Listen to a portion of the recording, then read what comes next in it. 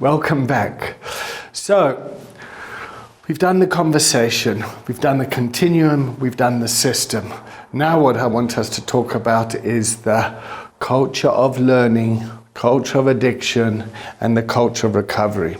Now, addiction treatment traditionally there was a doctor, Dr. Jelinek, a Dutch guy, and he plotted the progression of the disease of alcoholism. So, occasional relief drinking, loss of friends, family, jobs, till obsessive, out of control drinking, and then honest desire for help, and the person moved up restoration of body, sleep, friends, family, work, and that's really where the Jelinek curve was. And what we realized is that there's a lot more to that. People learn about addiction and they progress, and then the recovery process is up and down. So we're talking about symbols, and we enshroud that all in a culture of spirituality.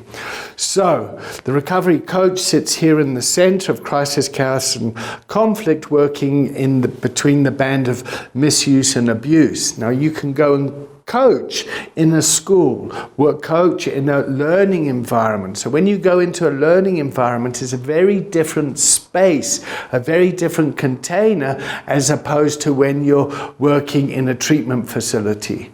Now, I don't know about you, but for me in my school system, as I was growing up as a teenager, the parents and the teachers were really anxious about a culture of addiction, taking drugs. And what would happen is they'd usually send someone that would hit rock bottom and kind of a very low bottom to come and tell the kids, don't do drugs. Now, I remember when I was 16 years old in the school environment, my thinking was, I ain't ever going to end up like him. And when I started using, or people start using, the psyche that I had of a teenager was, those people are just lying to me. They don't want me to have fun. And the secrecy and the shame started to fill me that I couldn't tell the adults what to do, but I will never end up like that. And then as someone starts to progress down, people that are healthy in that environment, they feel the consequences, the misuse and the abuse, and they decide to change their behavior, and they then move on to a culture of recovery. Whereas people with substance misuse disorder carry on that behavior in spite of the negative consequences.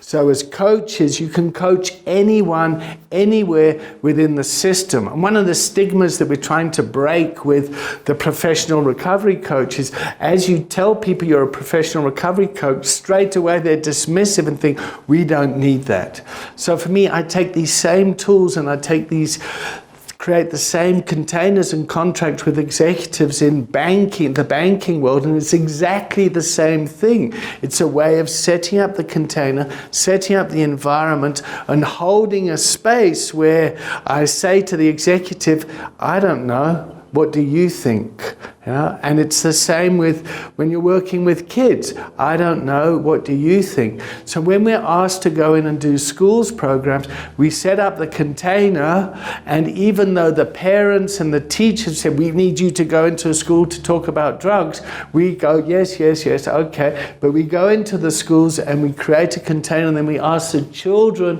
what they want to talk about, what's their agenda. And from there we start to create recovery capital in that school environment.